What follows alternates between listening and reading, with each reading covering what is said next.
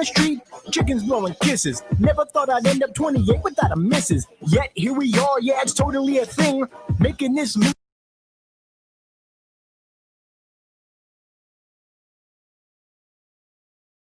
And a riot, filmed my thoughts, what a terrible idea. Had a party over Zoom and got diarrhea. Ran out of toilet paper, life felt like forfeit. Turn on the news, an invasion of hornets. That's when it really truly started to unravel. I truly wish I could go motherfracking travel like toilet paper Jesus. Toilet paper Jesus. Toilet paper Jesus.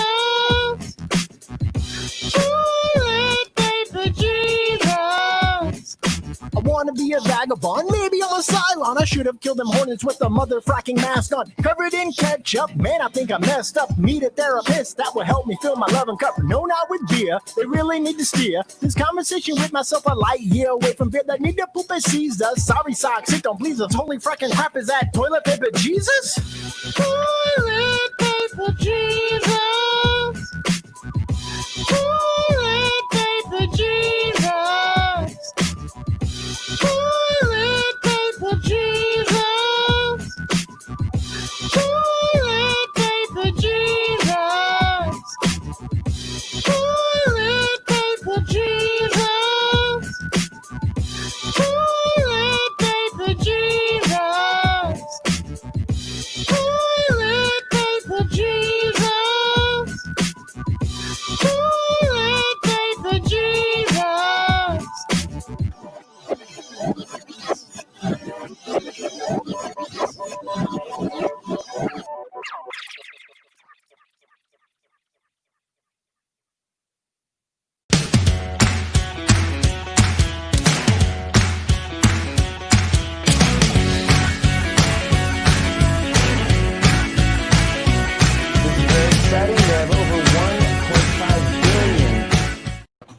Hello, ladies and gentlemen. Welcome to the 13th episode of Lights, Thunder, Action. My name is Thomas Carter Rochester, a.k.a. Thor, son of Dale. And my name is David Thompson, a.k.a.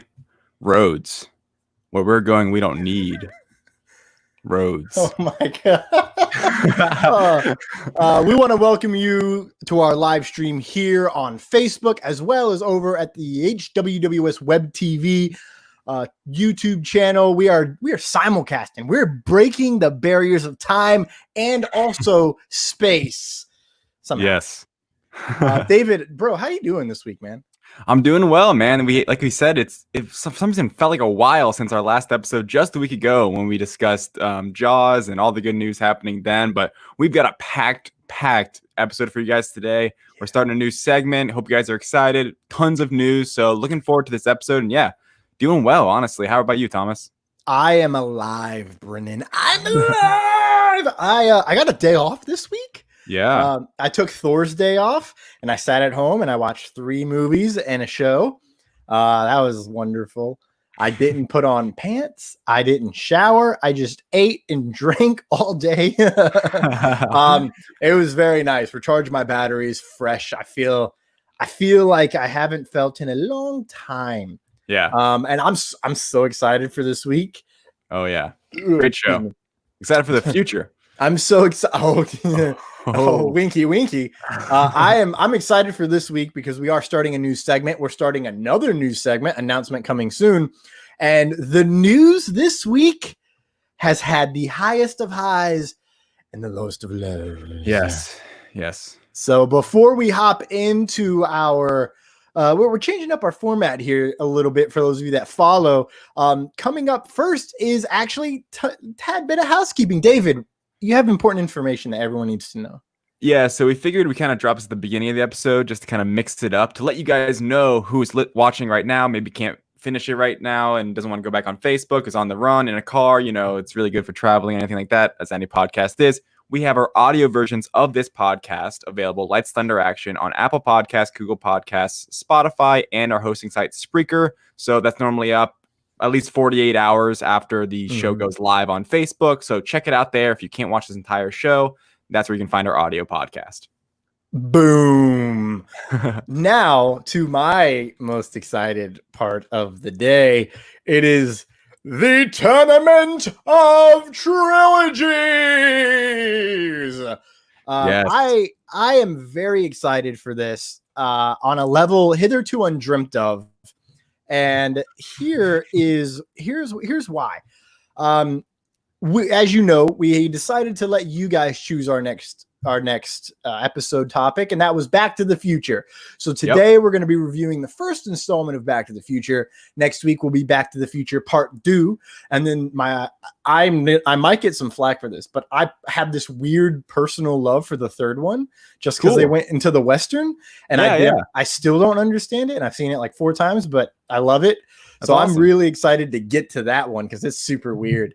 That's funny. Yeah. Okay. Yeah. And we decided that this was fun. So we wanted to do this every week. So starting today, starting right now, actually, on our Facebook page, you can go and you can vote for these 2 matchups that we have for you. We have Toy Story versus Jurassic Park. We're only sticking to the first 3 in each because I mean trilogies, gotta trilogies, and it's really the end of the Andy story, which is how Toy Story starts. For Toy Story 3, Jurassic Park. Well, that's Jurassic Park, not Jurassic World. Loophole. Thank you for that. And then we're gonna have the Dark Knight trilogy versus Blade. We have a list of other options, which we are probably going to release later on. So how does the trilogy, how does the Tournament of Trilogies work? So you vote for Toy Story versus Jurassic Park. That poll will end exactly 1 week from today, exactly at 4:05, where we will then announce the winner. I just realized that I made that really hard for myself. I won't be able to make a graphic while I'm on the air. I'll fix that. I will have a guy for that. And then also we will announce the winner of the Dark Knight trilogy versus Blade. Yep. Those 2 winners will then compete in a new poll for the next week. And on the 3rd episode, where we're talking about Back to the Future, we will announce our winner, and you will then know what we'll be covering for the next 3 weeks. And we will also create a new poll either that day or the next day. Yep. And how it's going to work from there will be 1 week, 1 poll. I did a mathematical miscalculation, so we're doing 2 polls this week so that we can announce the winner before we end our segment on Back to the Future. So that way we can advertise ahead of time. And boy, do we have a long list of trilogies. So basically, for sure. Just to make it clear, so each week we're gonna tackle 1 movie of the trilogy. So today, Back to the Future 1, Back to the Future 2 will be next week, and then so on and so forth. So for each one of these franchises, it'll be the same deal. So we're gonna do it's in 3-week segments. I'm excited about it. We're not gonna. I think it'd be too hard to do all 3 movies in a trilogy at once. I think this is more fun for maybe if you guys want to watch along with us each week. It's only 1 movie of quote unquote homework, or just listen to our chat about it if you are very familiar with the movie. But it's always fun to rewatch, especially I'm a big Back to the Future fan. We'll get to it later after the news, but I always love to rewatch them. And some of these trilogies, I haven't even seen all of them before, so it could be really fun. Wow, really? Yeah. I've not seen. Yeah. So we had a quick question, and I lost it, and here it is. Nori was asking, is it Blade 1? It'll be Blade 1, Blade 2, and then the least good of the bunch, Blade Trinity, because boy. Yeah. I'm going to come with behind the scenes stuff on that one because that story is just magnificent. And this is our Tournament of Trilogies. Again, you can vote for the next week, and it will be important to pay attention to. I don't know where the hell I was going with that. I started clicking around and I remember what I was going to say. It's important to us, for all of you joining us in the chat here. Of course, love to see you every time, Terry. Willow Schuyler, hello. Welcome to, I think this is your first episode you've tuned in to our show. We just met this week. We're good friends. She's from Canada. Jen Hogan is here as always. Ryan Permison, who I will be promoting for later this afternoon. Yes, at the end of the show. Nori Baird also coming in. His son makes music. He's a musician. He's 10. He's better than us both, David. And No Jin doubt. Hogan, I think I've said everyone. Now the comments are blowing up. I love it. Blade. Yes, thank you all for being here. Terry, are you drunk? Because skull's off to you, mate. We'll get there. We might get there. Yeah. So now we're just going to go ahead and roll on to everyone's favorite segment of the week. What the news? And what the news indeed. So our first piece of what the news today, the news coming out this past week, we've had a lot of it. And the first one we're going to discuss is Amazon Prime's The Boys Season 2 has finally gotten a release date. Yes. So The Boys Season 1, very successful. I think both of us watched it. It's kind of like a dark take on superheroes. I'm sure most of you guys in the comments have seen it, watching. And it's like, it's I guess TVMA R-rated on Amazon Prime. And it's they already shot all of season 2 before, the COVID outbreak happened. So they got all their filming done. They've been in post, and they are now officially coming out with their second season, and it is arriving on September 4th, 2020 this year. So it's going to be in a weird kind of format where it'll be the first 3 episodes will come out on Amazon Video on September 4th, and then the next 5 will be weekly. So the last one should air on October 9th. So it's kind of a weird little in between of like how, say, Disney Plus and like what's another example, like Netflix do, where Disney Plus is week by week and Netflix is always all at once. They're doing the first 3 on the first day and then doing week by week. So pretty interesting there. Fascinating kind of I guess plan with that, but it's interesting, and it's something different that we've never seen before. What were your thoughts, Thomas, when you first saw the release date? And they did come out with a little bit of footage from the show. So I actually watched the entire live stream that they did to announce that they had a cast reunion. They had 9 or 10 of the actors on there, along with Eric Kripke, and it was hosted by Patton Oswalt. So, it was just hilarious almost the entire time. It was a pre-recorded pre-recorded gig. There we go. And they talked about what happened in season 1. They recapped it. They were hilarious. They teased, what their characters are going to do in season 2, why they were attracted to this character, etc. And then they announced the newest character, Stormfront, who is a total badass lady. And it stands up to Homelander. So that's fun to watch. And then they showed 3 minutes. Well, they announced the date, but then they showed 3 minutes, the first 3 minutes of the opening episode. And holy crap, dude. Let's just say, wow, I can't wait for the rest of this season. You find out who their big boss is. And quite frankly, the thing that has me the most excited about the format is August is supposed to be the release of Falcon and the Winter Soldier. Right. They haven't moved that yet. There's nothing for September. Now we have The Boys. October, that ends and Mandalorian starts. And then we have nothing for November. But if I'm not mistaken, and I'm pulling this out of literally thin air, I think Stranger Things is supposed to be on around that time. I could be aggressively wrong. But then WandaVision is December. So like we have really, really good streaming options, but we don't have a lot of good not a lot of good TV options, because all of my shows on CW are now premiering in January because of COVID and all of that. So I'm very excited. And you were mad at me because I didn't watch it in a decent amount of time. And then when I started it, it kept me up all night. You watched? Yeah, I think you watched it right after it came out. And you and Adamir were like, why haven't you watched it? I was like, I've been busy, bro. And then I started watching it and I was like, oh my God, why didn't I watch this?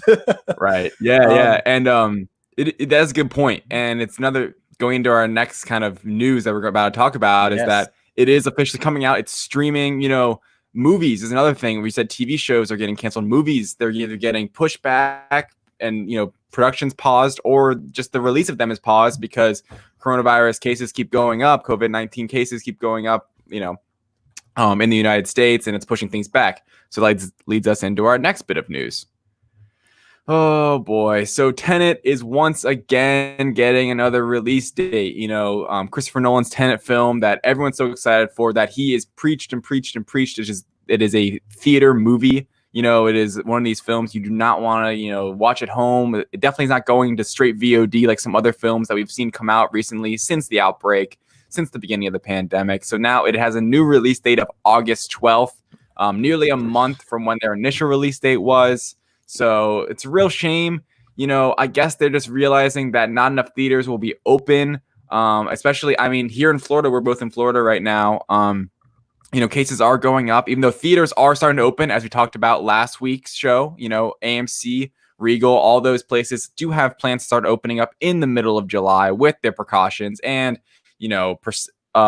smaller percentage of, allowing people into the theaters. So you had to factor in the box office and all that, but it is a shame, especially after knowing, us two as A-list members at AMC, they said they were going to start opening up in mid-July. So it would have been nice to see after about 2 weeks getting Tenet.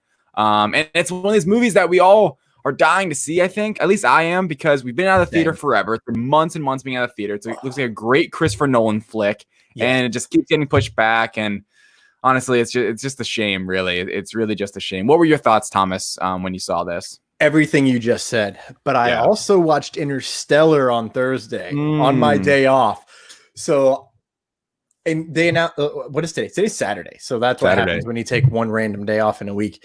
So I watched Interstellar and I was like, dude, I'm so hyped for Tenet. And then they announced yesterday that Tenet's getting pushed back. And I was like, I guess I'm not hyped for Tenet. Maybe I need to go jump in a black hole and maybe I will live the Tenet. I'll be the Tenet of the black hole.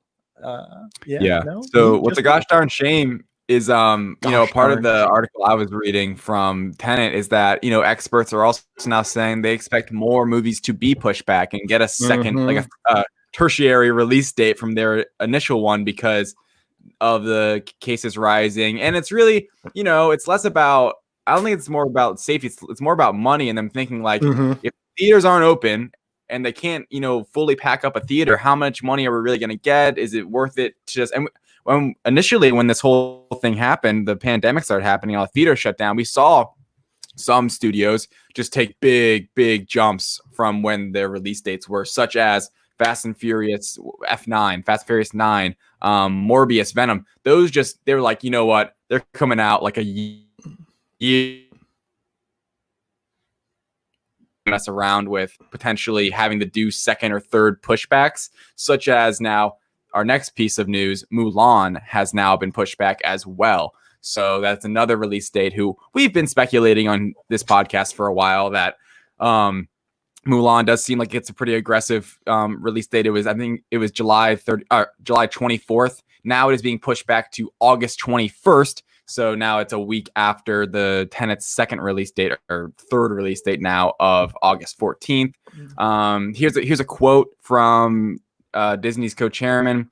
While the pandemic has changed our release plans for Mulan and we continue to be flexible as conditions require, it has not changed our belief in the power of this film and its message of hope and perseverance. So basically that's saying, gosh darn it, we have to move it, but we still really enjoyed the film that we made, and we hope you go check it out once it is in theaters on August 21st. And we just have to cross our fingers and hope they just release it, Maybe they do a thing. I wouldn't be surprised if, say, a movie like Mulan does maybe like a hybrid, hey, it's open in theaters right now because theaters are open on August 24th, but a week later you can buy it on VOD or something like that, because a lot of people, not us. I think we are ones that, obviously we're younger. We are going to be people that are going to go in the theater when it's open. We're going to want to, we're going to be ambitious to. Not everyone is going to be as anxious to get in the theater as us. Some people might want to wait till numbers are lower. Different areas, it's different for everyone and all over the country, all over the world for that matter. So, we'll be the ones going to theater. Thomas, what were your thoughts when you heard now Mulan is also being delayed?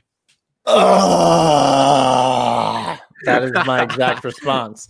I was highly upset because out of all the Disney live action movies, this one looks to be the most original in terms of how they're doing it. People are upset about that.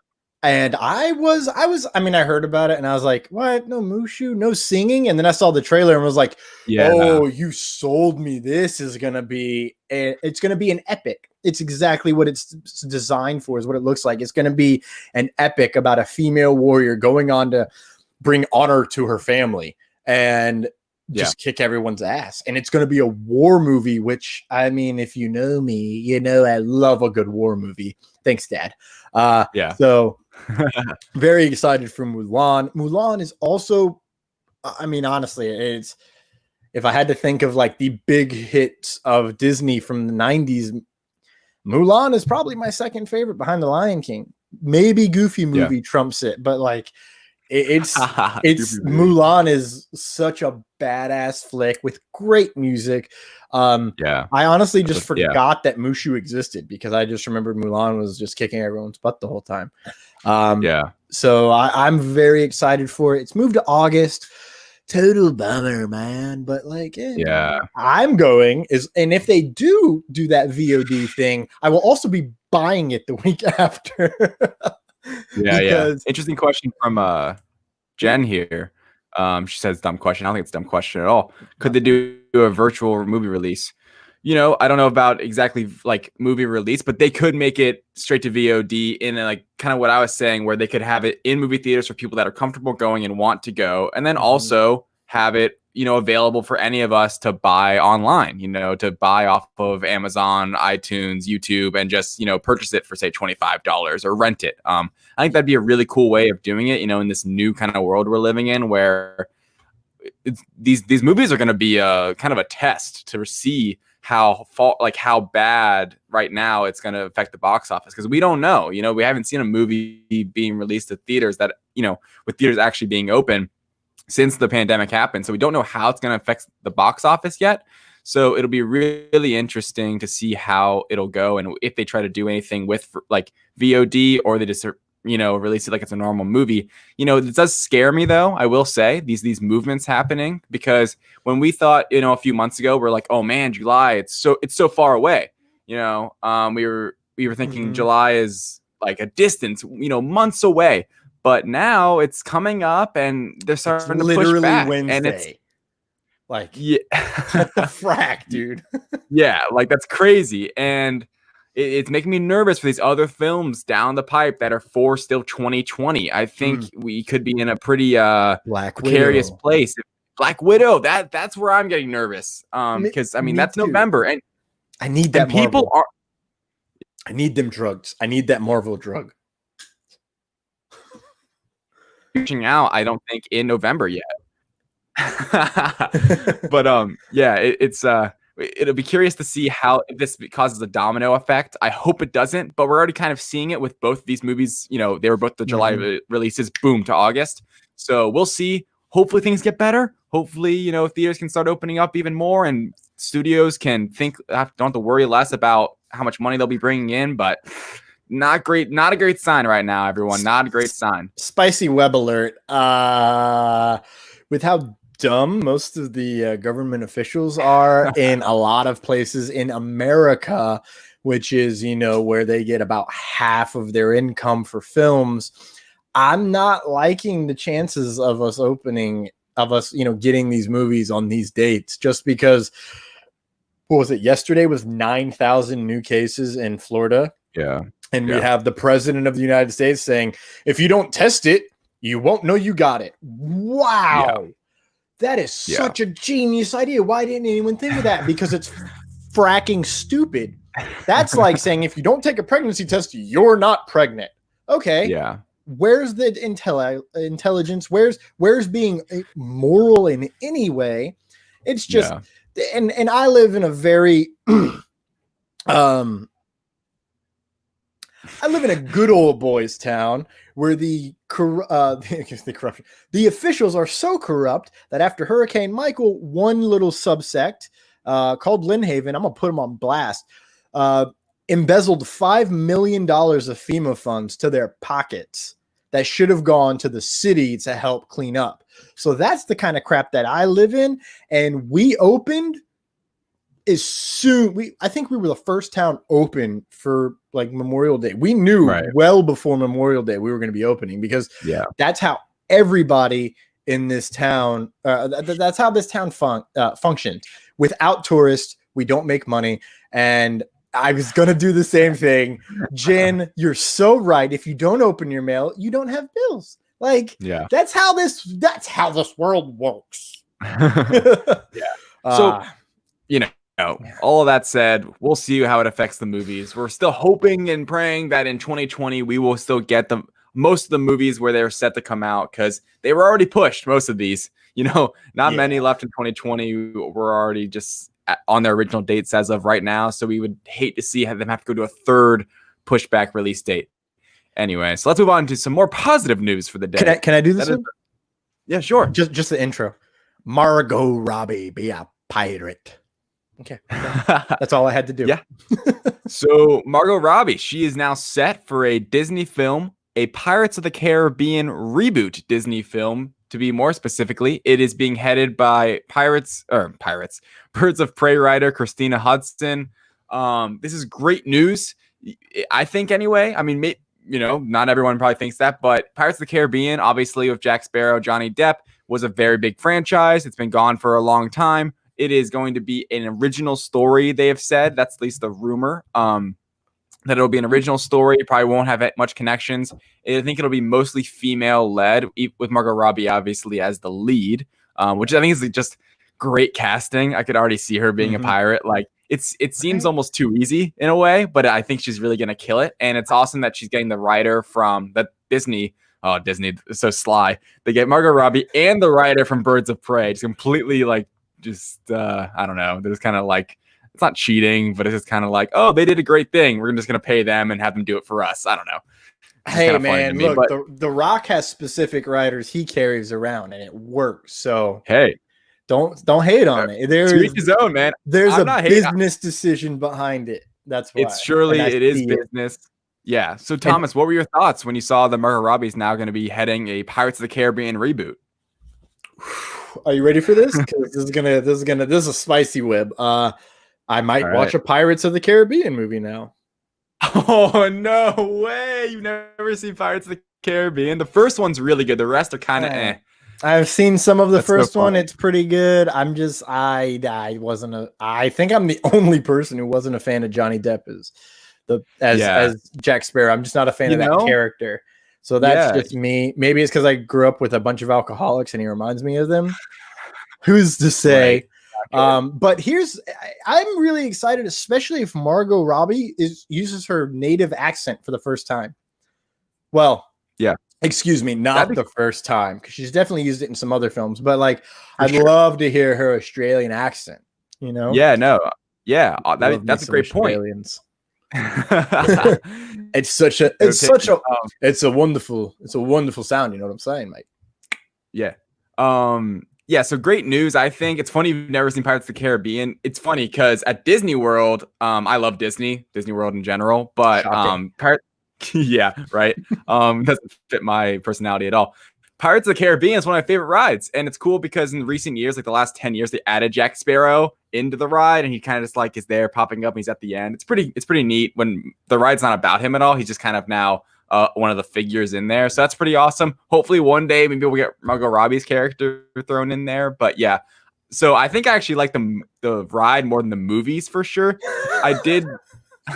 Yeah, for sure. I mean, the movies, I was never too big into them when I was a kid. I would definitely watch them. The first one was always good. And I remember rewatching that maybe within the last 5 years, when now that I'm a little older, and I was like, oh, right, this movie actually, it's a pretty good plot. It's Johnny Depp's pretty fun in it.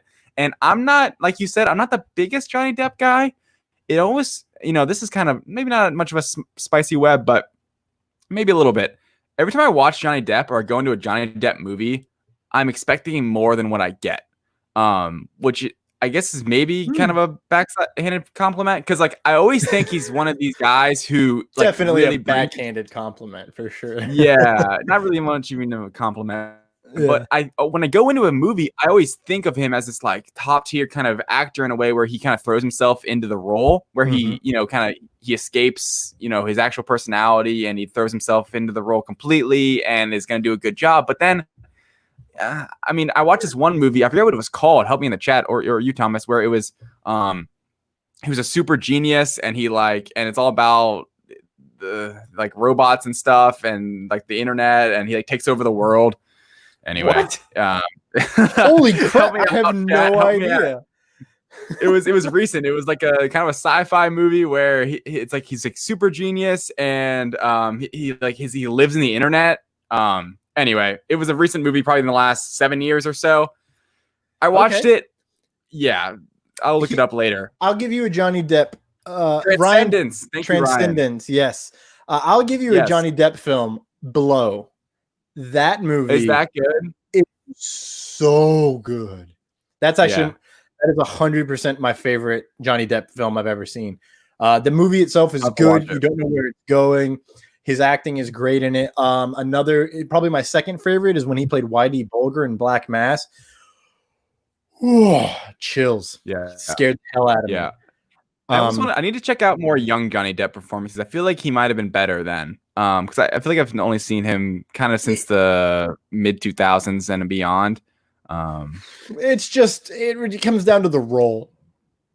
Because in Transcendence, in Transcendence, it was set up to. He was so flat. Not to make this. I don't know why we're all of a sudden just roasting Johnny Depp, talking about Margot Robbie and Pirates of the Caribbean, but he just come out flat to me. It was one of those things where I was like, oh, all right, this looks cool, Johnny Depp. It's a really cool character. It seems like I kind of like the sci-fi films like that. It had good premise, and I mean, it might have been the writing too, but I'm like, man, it was one of exactly what I'm saying. Like I felt like it was going to be a better performance than he actually gave. And I feel like I felt that a few more times with him, especially in the later Pirates of the Caribbean, I would say, movies, where I think those movies just kind of fell flat in general. But he was always fun, for sure. He was always fun. I think Margot Robbie will also have that same kind of wit to it. And it seems like a really natural fit for her because I think she can really pull off those roles that can be kind of eccentric out there. Pirates like to drink a lot and all those sorts of things. So I'm very excited to hear that, Margot Robbie will be heading up the next Pirates of the Caribbean.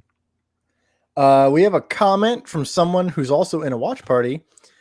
I'm assuming Hal Rad is the name. What a name, sir. Secret Window is good. Never heard of it. So, okay. Yeah. And before we move on, I got two more here. Oh, crap. Where is it? Secret Window's good. I absolutely concur, Ryan. Disney, make me Tron 3. We need get all new actors. I don't even care. I love Tron Legacy, and it has issues, but it is overall. It just didn't make the money they thought it would, which is, I mean, it just. They're making a Tron ride at Disney World, by the way. They're making a Tron ride, but not a Tron movie. What is this? Pirates of the Caribbean? Pirates of the Caribbean came first. That's what I'm saying. Oh, the ride came first? Or the movie came first? The Pirates of the Caribbean ride came first. Are you serious? The ride is it's incredibly old. It's one of the first, when Disney World, Disneyland, and World were being made, it was one of the first things they made. Or one of the first rides, No idea. And the movie was based off the ride. Isn't that funny? Yeah. Had no clue. That kind of reminds me of the Jungle Cruise. I'm sure the Jungle Cruise movie with The Rock is going to be hype, and then people are going to be like, "That was a ride." Last one before, I've heard of it. Never been on it. So last one, I'm drinking Shock Top. Shock Top, pay me, and I'll drink your beer, and then advertise it legally. All right, moving on. Our last story, because we got this is 10 to 15 minutes alone. Yeah, Keaton is Batman. Well, that we already knew, but he's back as Batman, and it is reported that. All right, so I think someone in the chat earlier was saying, "Where's the Batman news?" We're getting to it. We saved it best for last because obviously, by the name of this podcast, this is what we're here to talk about. And Michael Keaton is reportedly preparing to reprise his role as Batman. It is first reported by The Wrap and confirmed later by The Hollywood Reporter that Keaton is currently in talks to appear in the upcoming Flash film alongside Ezra Miller's Barry Allen. So this is incredible news. Who knew we would ever get this? Another point is that there's been rumors that maybe Bale or Affleck could pop up. Those have been pretty much debunked from what I've seen on Twitter, is that those two will not be making an appearance. But Keaton is the one that is in talks. They are planning on having him in the Flash movie, which we can imagine is some sort of Flashpoint movie. And it's incredible. It'll be his first time back in the cowl since, 1992? Yep. So it'll be You weren't unreal even born yet, David. Nope, not even. I mean, 6 years. Years later, I was born. That movie still scares me. I watched the first 5 minutes and I couldn't get past the freaking penguin. Danny DeVito as the penguin scarred me to this day, and I can't. Yeah. I haven't been able to watch it. Yeah, no, Batman Returns is a freaky movie for me too. Like, I remember watching it, because I've seen all of them, of course. And when I was a kid, I was like, "Oh, Batman Forever is so much better than Batman Returns." I liked Batman Forever when I was a kid. I still kind of like Batman Forever. Not gonna lie, I defend that movie. I still like Batman Forever because they actually dive deep into the detective side of it, which is my favorite part of Batman. Yeah, so I thought Val Kilmer was actually pretty good. He was a good Bruce Wayne. He was the best Bruce Wayne until Ben Affleck. And I say that, and everyone's like, okay. He wasn't great as Batman. I'm like, everyone's good at Batman. You just gotta, I'm Batman. Everyone's good at Batman. But, the fact that, hold on, sorry, I had a lot of beard hair in my mouth. The fact that he's not only coming back as Bruce Wayne, but he's going to be, it's been confirmed, quote, in quotations, in rock quotations, he's been confirmed to be back in the cowl, still fighting as the Bat. And that's going to lead to him in the future of this new universe that's created post Flashpoint. Thank God they're listening to our podcast, David, and they're just going to reboot everything. And not just our podcast, Kevin Smith's podcast on Fat Man Beyond. But he's going to be in I've heard he's going to be mentoring people, but he's also going to be in a Nick Fury type role where he's going to pull people together. So he's going to kind of create the next Justice League is the vibes I'm getting. And could possibly will be in, like, it's talking about the Flash film, but films beyond that as well is what they're trying to say right now. Batman beyond that, we'll see. But like Batgirl, that's still a movie they're trying to get done. And it's believed that it was believed that an older Bruce Wayne was going to kind of mentor Batgirl. I don't know why my voice cracked there, but they're going to now have Keaton do it, which is just, he's at the perfect age to get a Batman Beyond. And I'd love a Batgirl, but I'm not a girl. So I'm not as hype about a Batgirl as I am a Batman Beyond. But also the Batman Beyond costume is it's awesome. It's in my top 2 favorite Batman costumes. And my next favorite Batman costume is one that we've only seen in the comics when Jim Gordon took over. And it's just because of how the suit was designed by Scott Snyder. He's not I'm sorry. Yeah, help us out. I don't remember who designed the Gordon one right off the top of my head, but I think this is finally getting to that point where we might genuinely get a Batman Beyond, which is that'd be so sick. Chef's kiss, baby. Like, wait, here's a question for you. Here's a question. Is Robert Pattinson's Batman Bruce Wayne? Yes.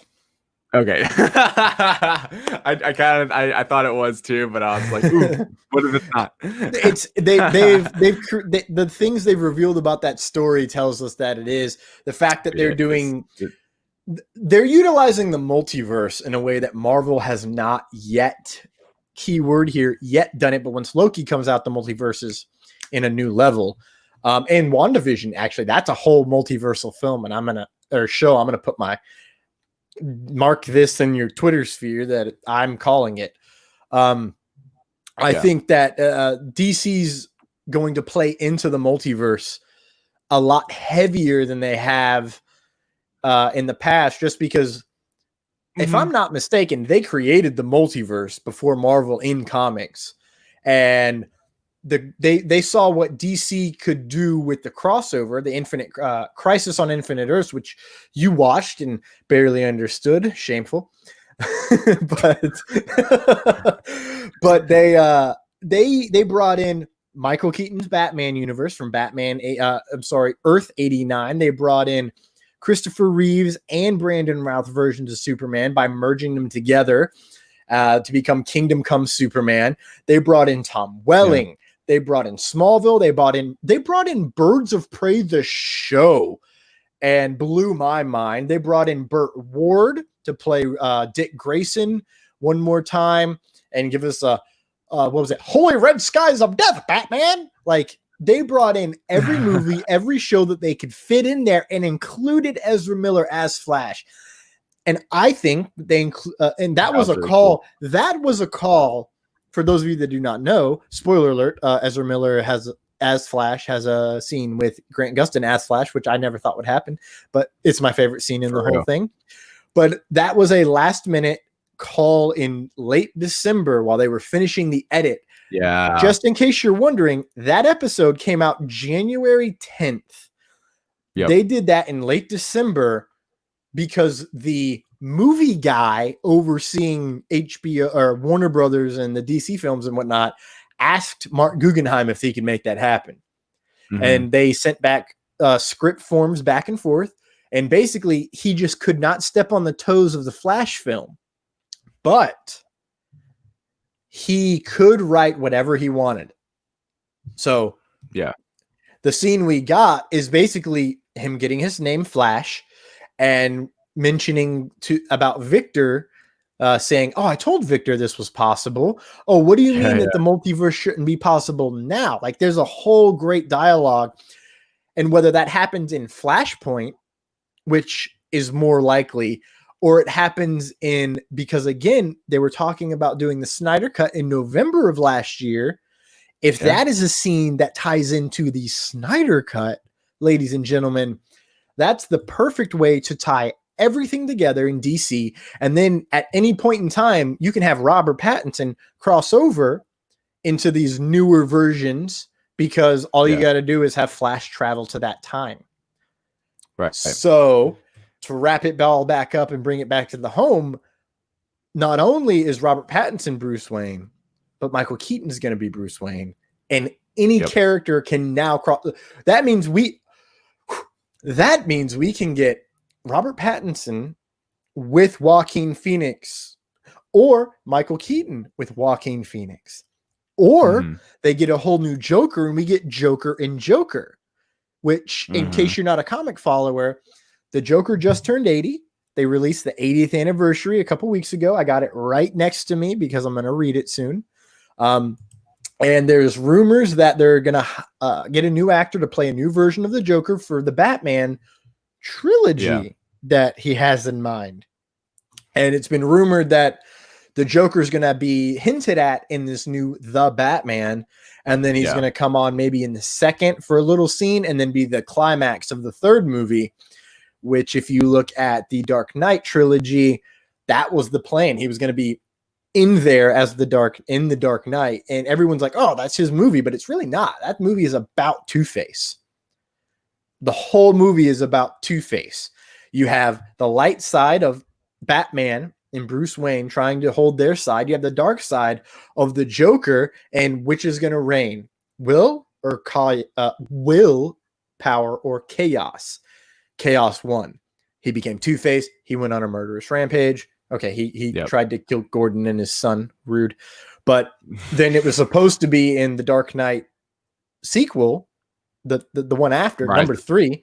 Yeah, I don't know if that was going to be the name of the movie, so I didn't want to say it. So, but yeah, in the Dark Knight Rises, what would have been is that would have been the Joker's movie, the climax of Joker versus Batman, and it would have made the trilogy even better, in my opinion. I think that Matt Reeves has the possibility to pull that off. And then after that, thank you, Jen Hogan. I concur. I would be a great Joker. Matt Reeves, for sure. Hire me. And that would allow us to get the ultimate version of a Justice League, which would be mind-boggling if, say, we got Henry Cavill, Robert Pattinson, then we get Ezra Miller as Flash. You can't change Aquaman or Wonder Woman. They are perfect. Bring in Cyborg, bring in someone for Martian Manhunter, and then you have Michael Keaton as Michael Keaton's version of Bruce Wayne, funding them and being kind of their Alfred, their version of the financier. So you have old Bruce Wayne helping young Bruce Wayne, but because of their life being totally different, honestly, they wouldn't be like, oh, tell me about the time that you did this, guy. It's like, dude, my parents were killed by the Joker. Yours was killed by Joe Chill. Matt Reeves, please make it Joe Chill. Just make it Joe Chill. I'm begging you. Make it a nobody. It doesn't have to be someone big to kill Bruce Wayne's parents. It just has to be an idiot with a gun. Which, by the way, that should be a slogan for America. It's funny to me. I love my Second Amendment rights, and I have lots of guns because tyranny is everywhere. I'm looking at you, Lex Luthor. Sorry, my bad. I was like, all I saw was a bald head, and I was like, I don't remember who I was going to say.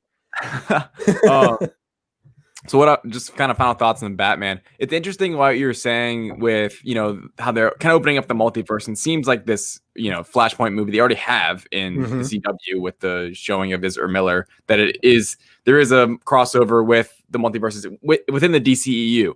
And what's fascinating to me is I'm not sure how quickly it's going to happen with, we saw the Joker, which is a very grounded movie. It's a very, very grounded, very tight, and very, low to the ground, and a small story, right? And then Batman is kind of being portrayed like that, where it is going to be a rough and gritty and grounded Batman story. So you wonder how quickly they really, because I get nervous about, all of a sudden we're getting multiverse swapping and stuff, because it gets very not grounded, anymore. It's not grounded at all. It's the most ungrounded thing you do, because like you said with the MCU, they haven't really hardly explored that. Like in Far From Home, it was a joke, the multiverse. We're obviously getting it. We're getting a movie called Into the Multiverse of Madness, so it's coming. Don't forget that there's a key line in Doctor Strange, which is, "Who are you, Mr. Strange, in this vast multiverse?" Yeah, and that the title of the music that's being played is called "Trip Through the Multiverse." Right. So we know it's real. Everyone forgets that it's real. You and I included. We forgot when Far From Home came out. And then I watched Doctor Strange the week after and was like, oh my God, the multiverse is still real. We saw that with the Dark Dimension egg on our face. So for sure. But even then, like, the MCU just didn't, I mean, they have this whole time in general, they just haven't done it. They haven't done it, but they have, sprinkled in teasers with obviously them saying it is a real thing in Doctor Strange, and then teasing its existence in Far From Home. So it's been kind of a slow burn with that. In the DC, it makes sense to use it because it's a really good tool to kind of softly reboot the DCEU or whatever you want to call it now. So it makes more sense with them. I'm just curious to see how quickly they're going to want to cross over, if at all, with Pattinson's Batman, because it just feels like they had such success with Joker because it was so grounded and everyone just loved it not everyone loved it, but people went and saw it, $1 billion movie. People went and saw it. That's a good way to say it. Exactly. So, and people went and resaw it. I know I did, because I mean, $1 billion movie, that's not that everyone goes and sees it once. That means people saw it multiple times. If you make $1 billion, there's rewatchers all over the place. So anyway, I think they have a success almost with, I think they can almost find success with almost parallel universes in the multiverse and them not crossing over much. If in one's like these grounded movies like Joker, the Batman, maybe some others, and I like the Batman grounded, honestly. I thought, to me, I mean, I'm excited for Schneider Cut, but it was kind of weird, off-putting in the original Justice League to see Batman with these like godlike figures. It doesn't sit right with me. It almost like, it's cooler in the animated movies for sure, at least in my opinion. It almost feels better. Yeah, I think in the Schneider Cut, they're going to make it can be execution, though. Exactly. I think they're going to execute that better because he's going to be like, I don't care. Okay, so here's a big one. I think that Batman dies in the Schneider Cut because I think that was rumored for a while. That'd be great. That would be great. I mean, only would it write him off. Yeah, exactly. But it would also be like, these are the real stakes. And he's not going to be coming back because he doesn't have this like superpowers that he's got. Like, we knew Superman was coming back at the end of BVS. Right. Yeah, of course. And I do agree that they probably won't cross over with Pattinson very soon, if at all, because the multiverse for them allows them to, you know, tie in all the other films, Christopher Reeves, Brandon Routh, etc., all the Batman universes, which, you know, really they can have Flash go to two different versions of a Batman universe. He can go to the Keaton era, and then he could go to like the Joel Schumacher verse of Batman. You know, the Burton. Sorry, I should have said the Burton, not the Keaton. And then you've got those, and then they're like the same, but different. Yeah, and that's a good way to do that. And I think that because of the success they've had with literally only Batman, if you look at all the movies they've made over time and the ones that make the most money, it's Batman. They're going to keep a version of Batman probably separate. And I think that that's what it seems like. And I think that they would, you know, keep Keaton as overseeing everyone. And then, here's Batwoman, here are Batgirl, here's Batwoman, here's Batman Beyond, because why not? Here's Dick Grayson. For the love of God, give us a good Dick Grayson. Is that too much to ask? Yeah. I think it is. So, hey, bottom line, Keaton, this news is opening up a lot of things. DC is on fire when it comes to news during the pandemic. I mean, they've just been lighting it on fire. We have an MCU film. It's going to be a year, like next week, that we have an MCU film, which is depressing. But since Comic-Con, there hasn't been like any Marvel news, and DC has really been owning the nerd sphere of news when it comes to comic book movies, and this is just adding to it. I mean, Michael Keaton returning as Batman is unbelievable news. A lot of people never thought we'd see this again, so very exciting. No matter the execution, this is still exciting news in the preliminary stages. Thomas, did you have anything before we moved on to our trilogy of trilogies? I have one little thing. Give me 1 second to get it ready. No worries. Here we go. Oh, yes, the audio is very important. I'm Batman. And scene. He is Batman after all. If he says it in the movie, oh man, so good. He has to. He's the first guy that ever said it. Michael Keaton is loving, he's loving getting back into superhero roles. He's gonna probably, we know he's returning as Vulture. He's already been as the main villain in Spider-Man Homecoming. He's coming back as Batman. I think he's almost been kind of rejuvenated and taking on these superhero like roles. So Michael Keaton's kind of on a roll right now. He is, and please let us know in the chat what you think, because I ran this idea earlier this week, and it kind of fell flat amongst David and Terry. I call it the Keaton Trilogy. Right. Batman Forever. Batman Returns, and then Birdman to go meta. Let us know if you want the Keaton Trilogy to be involved at some point, because Have you seen Birdman? No, I have not. Isn't it like amazing? Dude, I heard it's weird, but it really super weird, super good, and the cinematography is just it. I've not seen 1917 yet. Oh man. Yeah, but awesome. Birdman is probably that movie that made me recognize while watching how great the cinematography was, because of how they merged the psyche of Birdman and the actors. Oh, dude. And it's just so meta, because you have him, Emma Stone? Is it Emma Stone? I don't know. I haven't seen the movie. That is, she played Gwen Stacy. Emma Stone. And there's another person who played a villain, and they're all in there in the same. It's just, oh my God. Chef's kiss, baby. Gotta see it. Terry says Batman Returns, and Beetlejuice. No, obviously it would be Mr. Mom, Beetlejuice, and Beetlejuice too. Come on, Terry. How about Batman Returns, and Spider-Man Far From Home? Just throw Spider-Man in there. I mean, Homecoming. My bad. You might as well just do Civil War, Homecoming, Far From Home. Not for the Keaton verse though. I'm talking about the Keaton trilogy. Batman Returns. I just meant Spider-Man. We got sidetracked. There is a question in here. Oh no, it's a statement with a question mark. We need from Ryan Permerson. We need to see Phantasm in a live-action Batman movie. Yes, we do. Yeah. I concur, good sir. All right, the time. It is time to invoke the power of love. Yes. So as you guys voted, hopefully you guys voted. A lot of you did. Our first trilogy of trilogies we're taking on. Be sure to obviously vote for the next trilogy of trilogies in our, what do we call it? Tournament of trilogies. So much trilogies going on. Can't even handle it. But today we are talking about Ryan Zemeckis' Back to the Future, the first of the trilogy. Release date. What'd I say? You said Ryan. Robert Zemeckis, my bad. I'm literally reading Robert off my sheet of paper.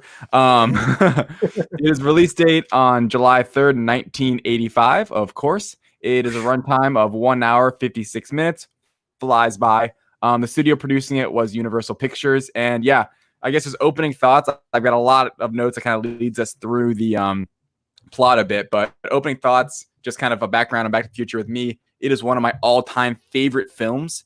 It is one of those that me and my brother used to watch all the time when we were kids, the whole trilogy. And I love, going back now as an older, as an adult and reading about all the history of it. I have a little bit of trivia, not trivia, but some fun facts before we're going to get into the plot a bit to talk about Back to the Future. And I'll have for each of them, there's a little bit, but the first one has a bunch because it was the first of the trilogy. And so before I get to that, Thomas, what are your kind of like general thoughts, maybe a history of your Back to the Future experience? Lay it on me. It's been a long time since I watched the trilogy again. I like it. I've always loved it. I always thought it was really fun. Yeah. Probably the first movie I watched with time travel involved. And if you know me, you know I love time travel. Yeah. But as I've gotten older and learned physics and, looked into quantum physics here and there, I have to quote Scott Lang from Endgame. Are you telling me that Back to the Future was a bunch of bullshit?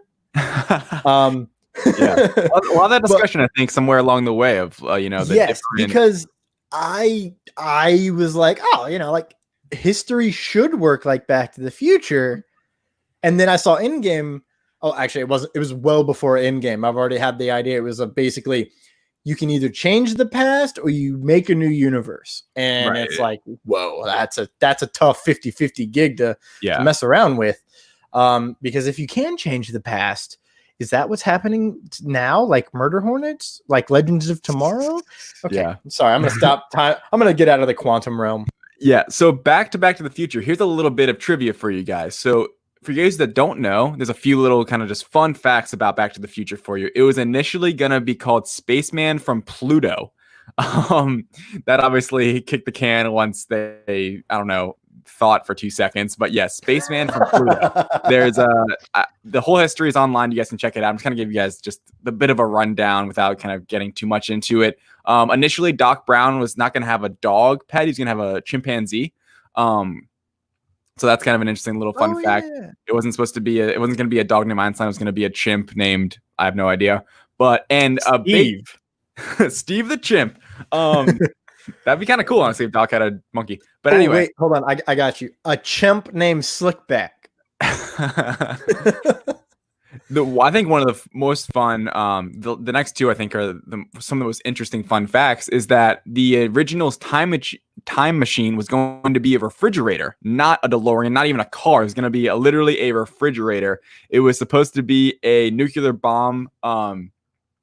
Well, not a nuclear bomb, but it was supposed to be basically attached like a nuclear system. And anyway, what was going to happen, why they went away from that apparently was Spielberg, who was a producer on the film, said that he didn't like the idea of like families would copy Marty and go hide in the refrigerator and trap themselves in there. And that's the reason why it wasn't a refrigerator, which is crazy because now the DeLorean is such an iconic, like character really in film. And a refrigerator, I don't think would have ever really had the same spark, to say the least, as the DeLorean did. But anyway, yes, that was good. That was good. The spark. Yeah, you say refrigerator, and like Terry just said, all I can think of is Indiana Jones 4. It was, yes, Kingdom of the Crystal Skull. Crystal Skull. Beer. Yeah. So it's funny. The phrase was coined after Indiana Jones shielded himself from a nuclear bomb by hiding in a fridge. Which is, anyway, so it all kind of ties together. That's a good point, Terry. And the most interesting, the best little tidbit about Back to the Future, in my opinion, is that Eric Stoltz had filmed about a third of the film as Marty McFly. And they had to go back and cast Michael J. Fox. So it's crazy. You know, looking back, I mean, as a kid, it's like that he is Marty. You know, Michael J. Fox, he is the character. He plays him perfectly. And the reasoning behind why, so they initially actually wanted Michael J. Fox, for you guys that don't know, but he was, I forget what, he was in like a sitcom back in the day. I don't know. Like Thomas always rags on me. I'm young, so I don't really remember what it was. But he had a lot of filming conflicts, so he couldn't take on the role at the time.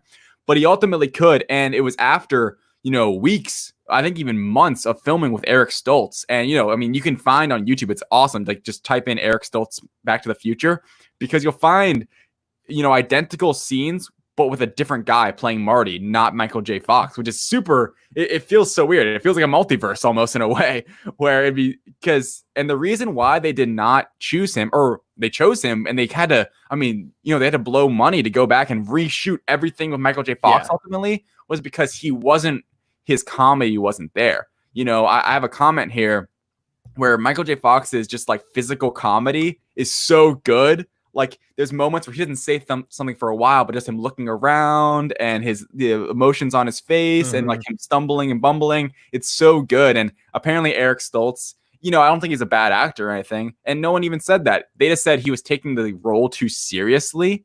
Like, he didn't have that kind of comedic, and it wasn't working. And because there's a lot of pressure writing in this movie, you know, Disney denied the script. The script was denied, I think, over like 43 times, something crazy like that. Like, no one wanted to make this film. And I think the script kind of, as well. Yeah, like, it took a long time for them to even like make the film, get a studio to buy in. I know Disney denied it. The script was rejected 44 times before it was greenlit, which is crazy. So there's a lot of pressure on this movie. And then all of a sudden, you know, Zemeckis is out there making it, and he's like, the Marty, you know, Eric Stoltz isn't working as Marty, and that's the main character. He's the driving force behind the film.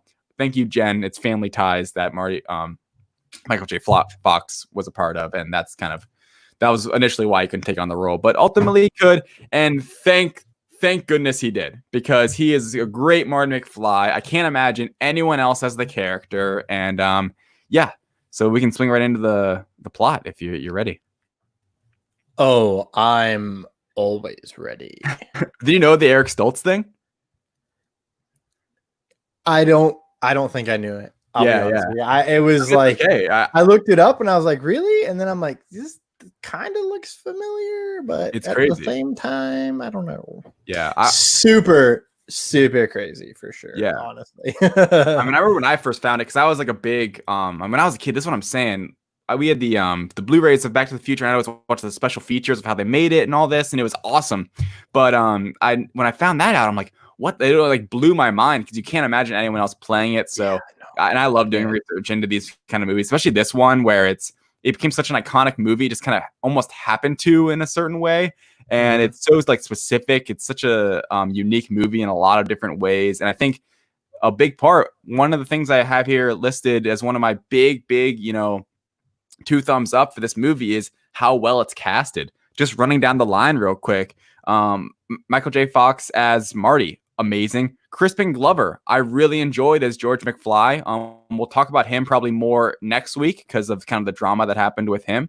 Leah Thompson as Lorraine McFly later, and I think Lorraine Bates before she's married, you know, back in 1955. Baines, thank you. See, what am I kind of? I'm not that big of a fan. I don't know what the last name even is. I have Google open. So. Tom Wilson, who is Biff, and you know, I love Tom Wilson so freaking much. Yeah, he is okay.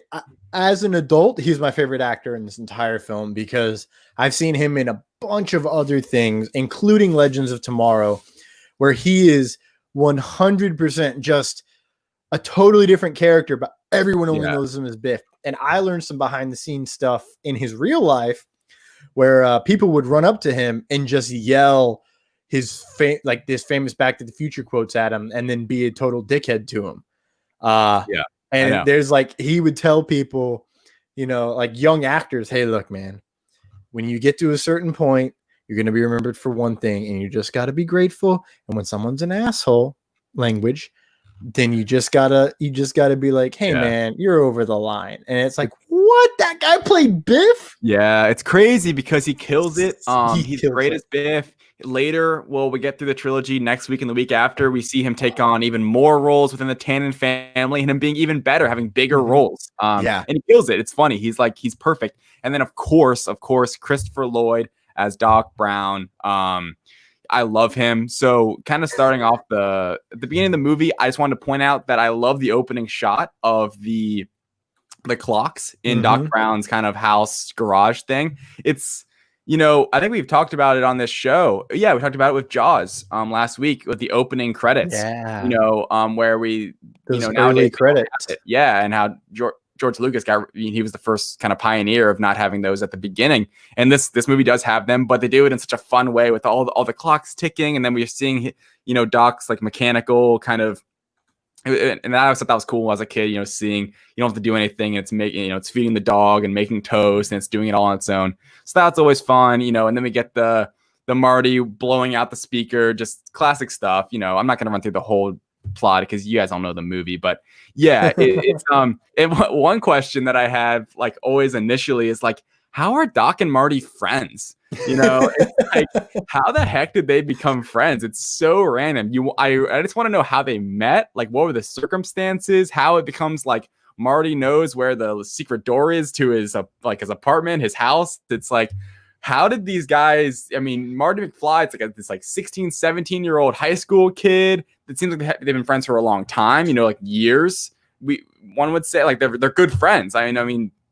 Doc is asking him of all people to come record him as he, conducts the first, time travel experiment. So It's pretty funny. I've always thought that it's like, how the heck are they friends? It doesn't make any sense. So, what were some of your general thoughts kind of on like the beginning of the movie or anything like that? I got really anxious during the clock opening because that's a lot of clocks, man. Yeah, there's some fun facts about that too, of like how many clocks they used and the rolling and the one shot of it all going and and that was a single shot like that. Yeah, exactly. Beautiful how they pulled that off. Super cool. And if they did have different cuts, you can't tell. Like that's what makes it. It's so seamless that if it's a separate cut, that is just magic editing right there. Yeah. 1917, you got to see that to see some magic editing. It's unreal. Okay. There's some CGI there. They can finesse it for sure. That's a good point. That's what I mean. Is like back then it was on film. You didn't have as many digital effects to be able to blend frames together. But that really good. All I could think of when it started, when they interacted, was Rick and Morty. Yeah, because I mean, Rick and Morty, if you don't know, was created because of Doc Brown and Marty. Yeah, so Doc and Marty, they changed it to Rick and Morty, and it's just fantastic. I thought about that a lot, and I was trying to remember how everything breaks down. In terms of the plot, I was like, like I forgot about the Libyan terrorists. Okay, yeah. I forgot about that part. I forgot that they needed the plutonium because I definitely remember the compost from the end of the movie. Like, God, okay, that's how they got there. I was like, why do I not remember the plutonium? Oh, that's why. He got it from the future. So he got it back from the future. He brought it back from the future. So that was fun. And then I totally forgot how just depressing Marty's life really was at the beginning of this film, dude. Yep. Like Totes McGoats forgot it. I was like, he has a good life. And then see his mom is an alcoholic. Shame. His dad is a child. Oh my God. Yeah, dude. That guy didn't age at all. Yeah. Do you age? Yeah. So I guess I'll just run through a few things, and you just, I'll just hop in, shout whenever you do. I'm gonna let you. This is your favorite series, so it really is. I'm it's just tagging along. When you guys voted on what we're gonna do, I was almost rooting for Dark Knight because what's funny, I just watched these not long ago just because I love them so much, and it's almost one of those things where I have to rewatch them every so often. And it actually had been a while, but it was probably a month or two ago. I rewatched all three, and it's all fresh in my brain. But I am gonna still keep rewatching them for this. I just rewatched it today, but yeah, a few things. It's the only time in Back to the Future that we see Doc using the controller to control the car. which I noticed this time because you'd think later, especially in different movies, it would be useful to use that controller. But it's the only time where it's super cool when you're first watching. He's like, because Marty's like, wait, that's controlling the car, and then he's just using it, and it's perfect. It's a future plot hole. Yeah, honestly, because where is that? That's never to be seen again. Really, I don't think it really super necessary. Yeah. So anyway, I love the beginning where we get stakes immediately with Doc dying. We see later in this film how there's like at the end when we get to it, there's almost like climactic scene after climactic scene, and there's issue after issue that have to be resolved. And the final one, and the first one obviously is Doc dying, and the final one is basically Doc being alive.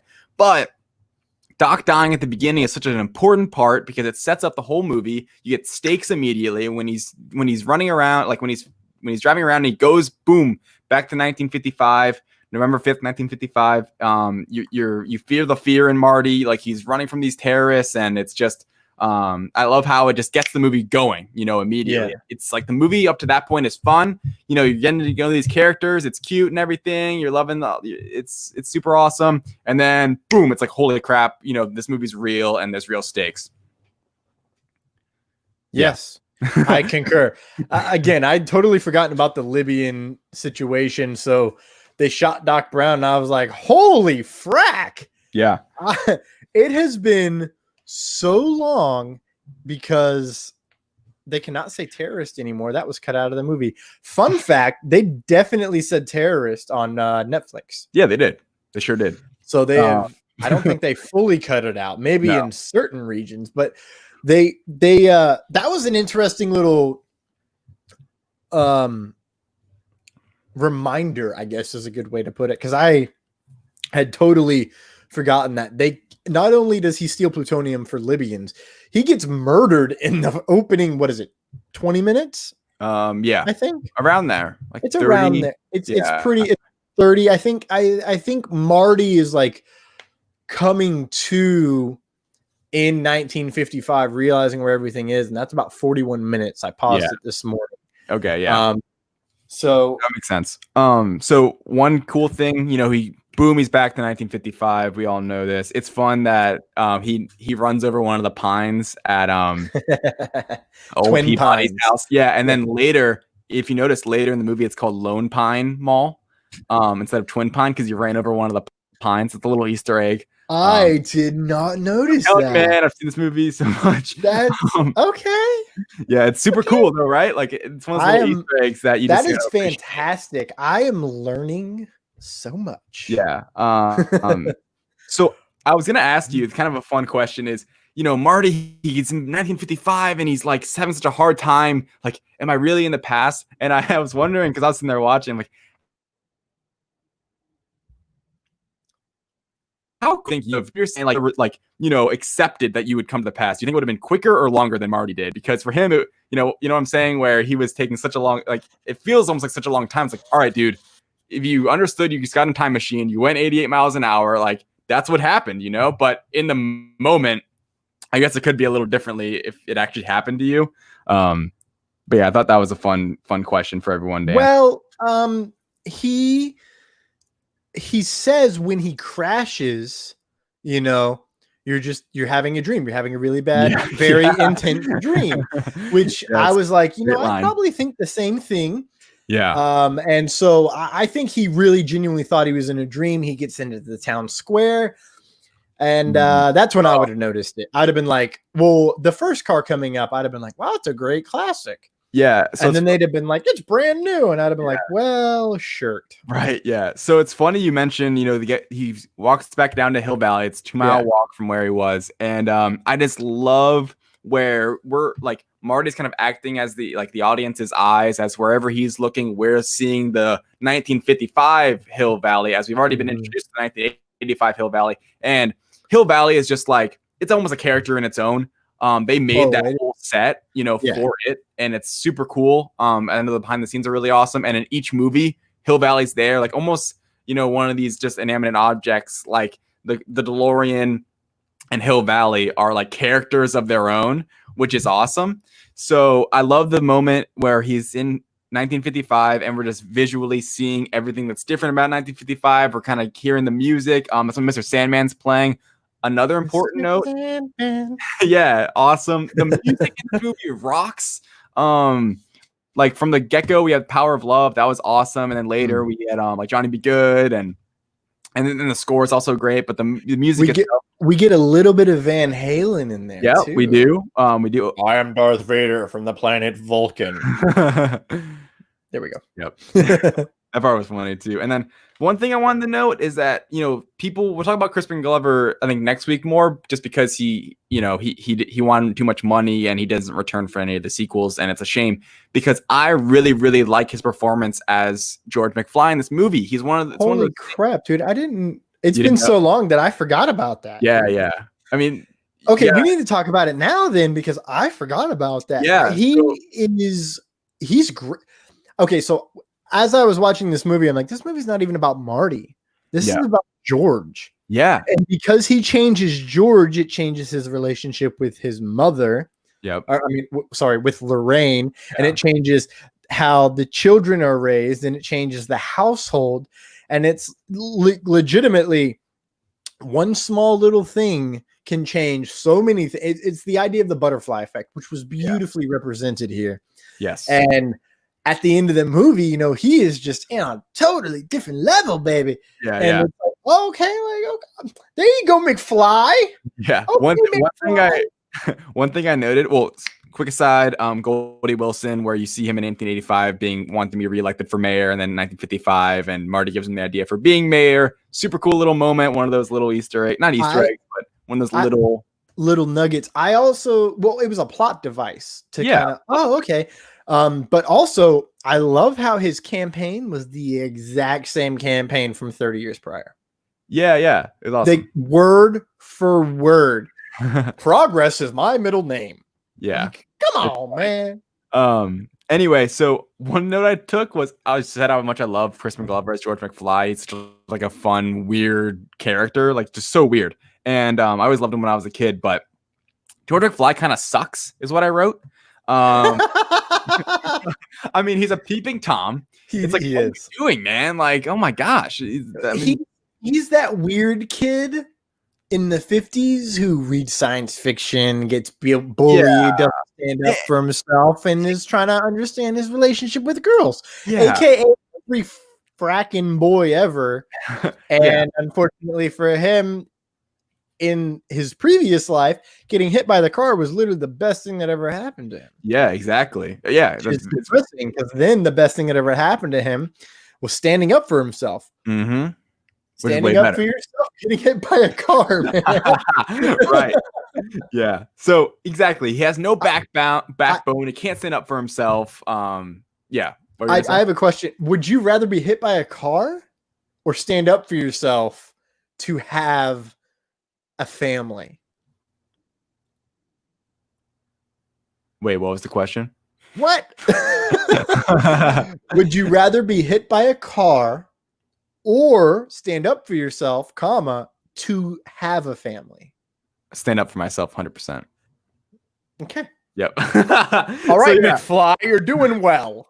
Okay, right. So he gets hit by the car. It's Marty this time. Oh no, because the Florence Nightingale effect is now with Lorraine and Marty. And note, Lorraine having the hots for Marty is probably the weirdest thing ever. And it's almost one of those uncomfortable things where it's amazing how much I love this movie when that's a part of it and a main part of it. Like, it is a main plot point in this film that his mom has the hots for him, basically. And it is super weird.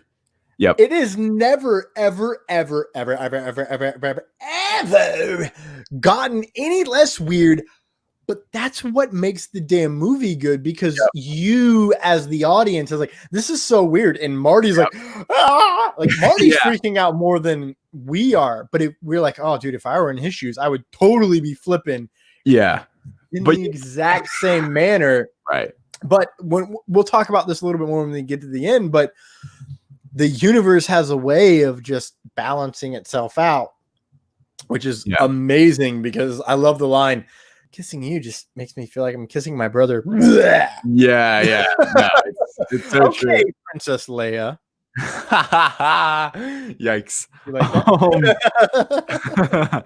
Yeah, so that part's obviously insanely weird, but it's such a huge part of the movie. And yeah, it's, you know, but it makes sense now, almost looking back, how this script got denied 44 times. When you first read it on a page, it's like, what the heck is this film? You know, but it works so well, and the pace of this movie is great. Like, it goes and goes and goes, and every little scene there's something there. Oh, dude. The writing, every scene does so, like, it's like the Infinity War when the Russo brothers. Every scene does multiple things. Yeah, and that's why this movie works on this level. Exactly. Like, because it's a lot of visual and like audio, where what they're saying is different from what you're seeing. A lot of times, where you're getting different information from whatever you're seeing versus what they're saying. Like, visually, you're getting kind of a few more Easter eggs and kind of building the plot more in like the setting, where like whatever they're saying is kind of pushing the plot forward. One thing that I noted, where I just kind of noticed it this time watching it, I think, was, wouldn't it be weird for Marty, who's in the Baines' like their household? Wouldn't he? I mean, I don't know the situation with their grandparents and their aunt and uncles, but like, those are his aunt uncles as children, and his grandparents 30 years younger. I mean, we don't know. We never know, like, if he knows his grandparents or knows his aunt and uncle and stuff. There's obviously the Jailbird Joey joke there, which is a callback, of course. But it's like, wouldn't it have been a weird interaction as well? But we never see those characters in 1985, so they don't really touch on it. But you know what I mean? Like, it wouldn't just be mom. It'd be like, oh my gosh, like, you're my grandparents, you're my aunt and uncle. Where in this, he almost acts like they're just random people, and only he recognizes his mother, because we're the only, as an audience, we only really know Lorraine. These are new characters. Exactly. And not only do we only know Lorraine, he might only know Lorraine. You know, possibly. And more importantly, like, wouldn't you be in that? Well, that whole situation is super weird, but his mom's hitting on him the entire freaking time. Yeah. So that's obviously like the most heightened situation of like, whoa, stranger. For sure. Yeah. So moving along, why was Strickland such a jerk to George? It made sense for Marty. You know, he was late. Right? He seemed like a slacker because he didn't care about school. He wanted to be in his rock band and hang out with. Yeah. I wanted to be Marty McFly. I was just too damn smart. Yeah. And like George, you imagine he probably gets decent grades. He's just getting bullied. He does a kick me sign on him, and he comes up to him like he did anything wrong. You know, it's so funny. They almost just add that in there just to make it like the line earlier, where he's almost just hates the McFlys for no reason. Okay. Do you want a mild like psychological tangent of time frames? All right. In the 50s, if you weren't fracking cool, you were a slacker. In the 80s, if you weren't doing something to not be on drugs, you were a slacker. Right. You never know if, like, Marty could be on drugs. It's 85. Like, drugs were very prevalent then. Trust me, I listen to my parents' stories all the time. And so he was not going to school on time.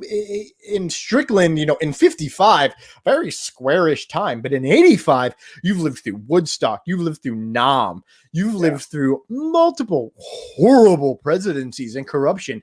So then you change as a person. Strickland not only does not age, he doesn't even, he barely changes. He just goes with the zeitgeist of pop culture. Big, strong football player. You have a big future. Oh, you're a nerd and you make good grades. Piss off, mate. Yeah. Like, that's the 50s. And then the 80s is, oh, you're not making good grades and trying to get to college. Piss off, mate. Yeah, exactly. But I mean, it was just funny to me watching, where I'm like, why is it? It's like Marty made sense. Why you like these guys are jerks to George, and you're like not defending him at all. You're ridiculing him for being a slacker, for just getting bullied. Anyway, that was just a little note of mine. Don't you love the 50s, bro? Right? Yeah. Back when if you smoked any weed, you were called a reefer addict. My favorite line from this whole movie. My favorite line, and I can't wait till we get there. Yeah. So I'm kind of just brushing through here. I love it. This is later when they're in the this is after the Darth Vader thing, after Marty kind of scares George, and they're in the diner again, and it's going up to him. Or going up to Lorraine, and then Biff goes in there and he's like, George, like, I told you never to come in here. And Marty obviously socks him in the face. But I love the physical height difference between Biff and Marty, between, you know, Tom Wilson and Michael J. Fox. That's something that it works so well, because it just visually gives you this, you know, you just see how much larger Biff is, and just, you know, his physicality. It's that's what I'm saying with this movie is so good, is that they storytell without, like, you know, people having to say anything. You know, like, you're getting these kind of visual cues that really push the story forward, and how big and menacing Biff is, and that goes later on, where we're thinking about what he does later, like, you know, in the car and everything. It shows just how, like, menacing he is, and just it's just funny, you know, him peeking over his shoulder and stuff like that. Just really fun little comedy moments that Michael J. Fox nails. You know, you understand why they had to go back and recast him, because he just nails all these physical comedy moments. I mean, all over the place. And yeah, so like we talked about last week with Jaws, yeah, in the nuances and the subtleties in each character, it's the same here. And this, wow, this might be a spicy web. That's why we don't have movie stars on the same level as we used to, because you know, they're not as, you know, everyone talks about Marvel not being cinema, and by everyone I obviously mean Francis Ford Coppola and Scorsese initially. Scorsese. Oh no, I'm sorry. I definitely meant Scorsese. My bad. Yeah. That's on me. I was already thinking we should watch The Godfather. But you know, there's so many great scenes in those Marvel movies, but it doesn't have the same, it doesn't evoke the same feeling as, say, in Jaws, or as in, you know, in Back to the Future. Okay, for me, I think for me, because I grew up in such a wildly drastic, insane environment, that I love comedy. It made me feel better about my life. It made me feel worth staying alive. That sounds darker than it is, but it's exactly as dark as it is. And so I didn't look at his physical comedy as much. I'm like, oh, that's great acting. To me, that's just acting. But really, that's just being acting and utilizing your eye movements, your face, your expressions, and your physicality to tell a story in a lighthearted way, which I think you know me well enough. I do not take myself seriously at all. I agree with that. I think we almost, in a lot of films, especially like a Marvel, like these big blockbusters, there's less like reliance on actors in a certain way for like these kind of sort of scenes, and almost using like using them as kind of plot points, where now a lot of it's like CGI and all these different things. It's definitely a different feel, you know, watching this. Back to the Future was a big blockbuster movie, same as Jaws, even same as like the original Star Wars films, you know, and they just feel different than now. It's like they just make films with that, so like it feels different. Yeah, and it's weird because it shouldn't, but it does. Yeah, I think it's almost because there's so many tools now they have to like do different things with. I think they almost the cameras are so much better now, like their mobility and everything like that, where a lot of stuff is cool, right? You know, like there's a lot of things that are really awesome that we get from movies because of those sort of things, and digital effects, CGI and all that.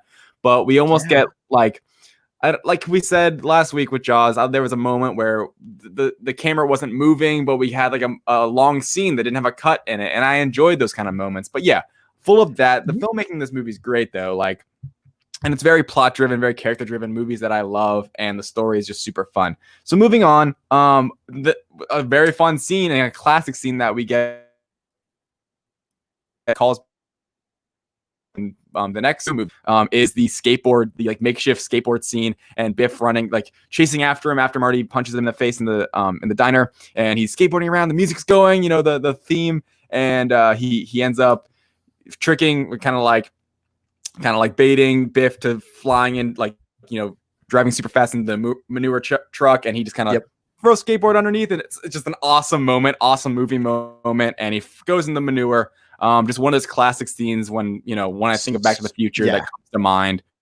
That was I forgot about that scene. And as soon as it started, I was like, this is a big scene. Why do I know this is a big scene?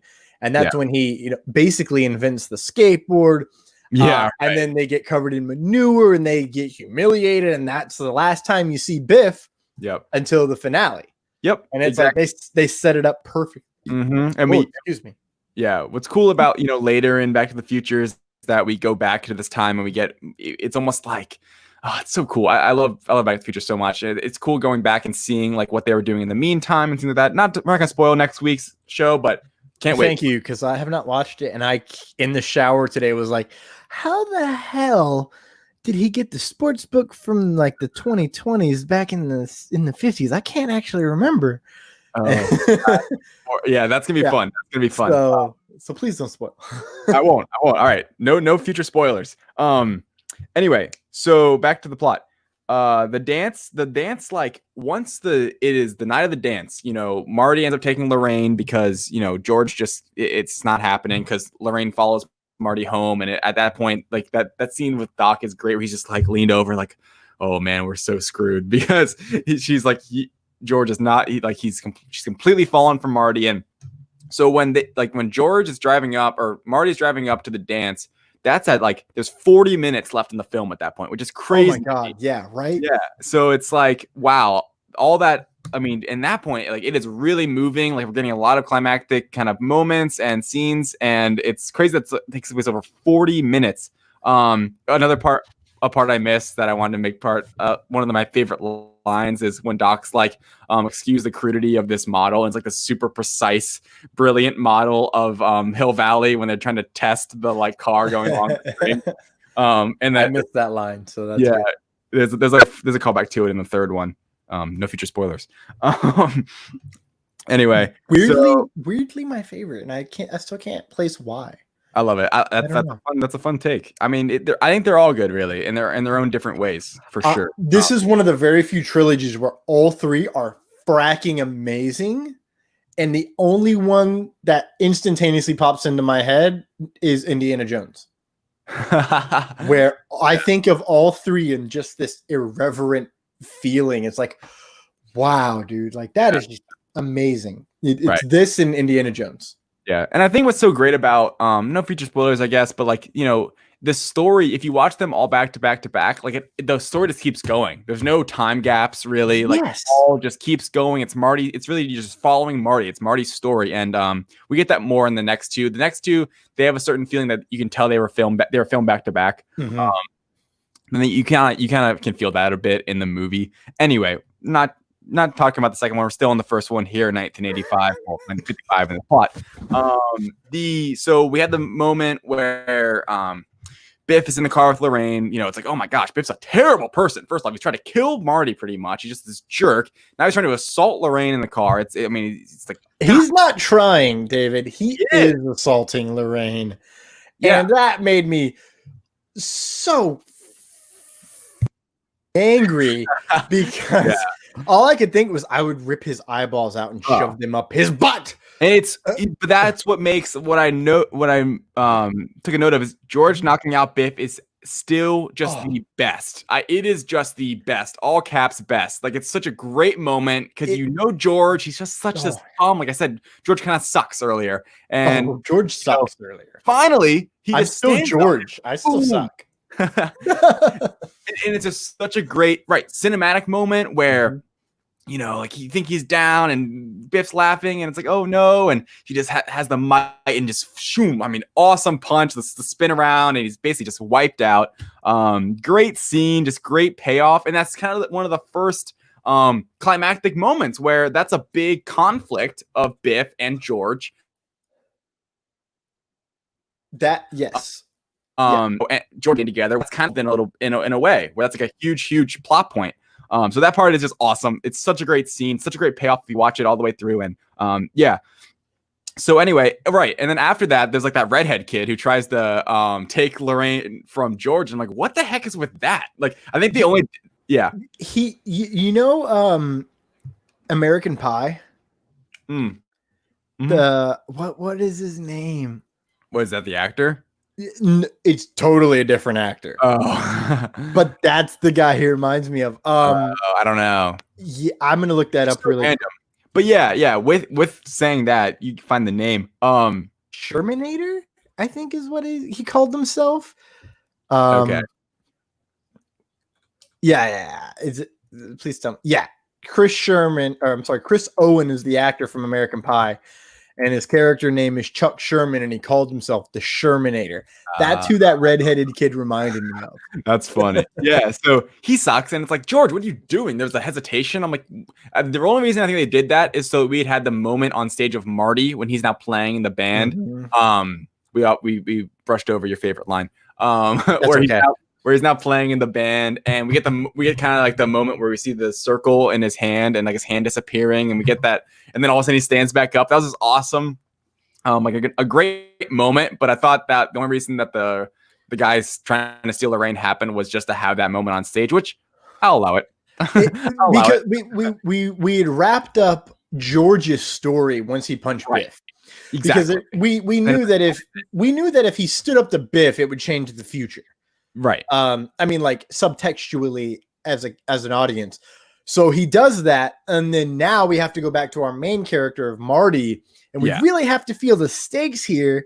Because it's like, oh, if they don't kiss at this dance, then Marty doesn't get born. Like that's how they made it, binary. Yeah, so we needed that. We had to get ourselves sucked back into Marty's story, because up next, then we have like 3 different false finish. I'm sorry, I'm using wrestling terms here. False finishes of the story, and 3 new problems that happen in 7 minutes, 35 seconds or whatever it was that they have until the lightning strikes. It's the exact time. Like whenever Doc says there's like 7 minutes and 22 seconds until the lightning strikes, it is 7 minutes and 22 seconds till the lightning strikes in the movie. Oh my God, dude, that makes me so happy. The movie is great. I love this movie. Because I literally, once someone says we have 5 minutes, if I'm in a movie theater, I set my watch. I put on a stopwatch, and then when we get to that point, I'm like 7 minutes 20 seconds. That's honestly pretty good. I'm not even mad. Yeah, right. And exactly, they nail it in this. The exact amount of time. It's awesome. And the reason that most new movies today don't do that is because you just have so many characters you're juggling, that you have perspectives that you got to bounce in and out of. But it's 2 guys, and basically one guy's getting in a car and the other guy's climbing a building, and there's a lot of back and forth, and so you can tell one story with 2 characters and spread that time out, or shorten that time even.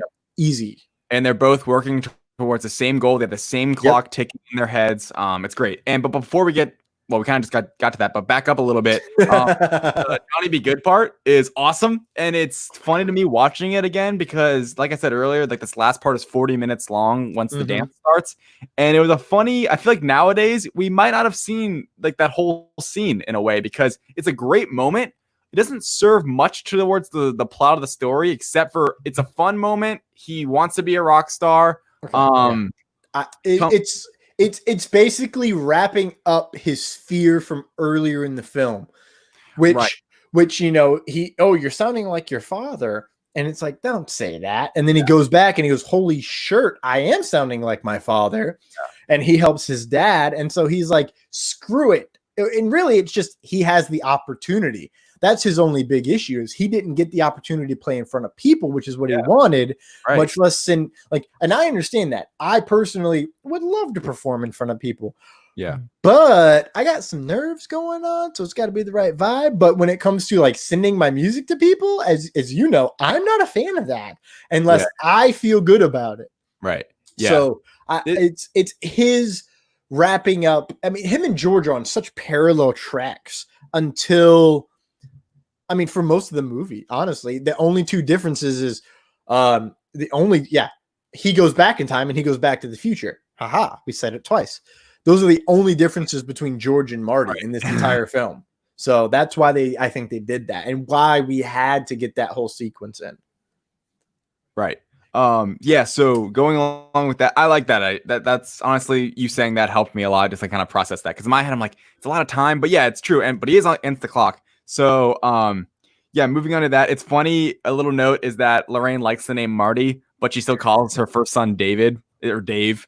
But if I have it's a good name, not a great name. Maybe for my second son, I'll name him Marty. It's just kind of fun. There's some weird butterfly effects if you really dove into the movie. Like, it's like, okay, so Doc does everything the exact same, even though knowing all of this knowledge, you would think he would at least, he's sitting there looking at this time machine. You'd think I mean, I guess Doc's so like precise and is so knowledgeable of the situation that he would make sure everything was the same. Like he wouldn't speed up the process of like figuring out the time machine, even though I feel like now he has more knowledge of it because he knows he has to be in the exact spot, you know, when Marty gets back.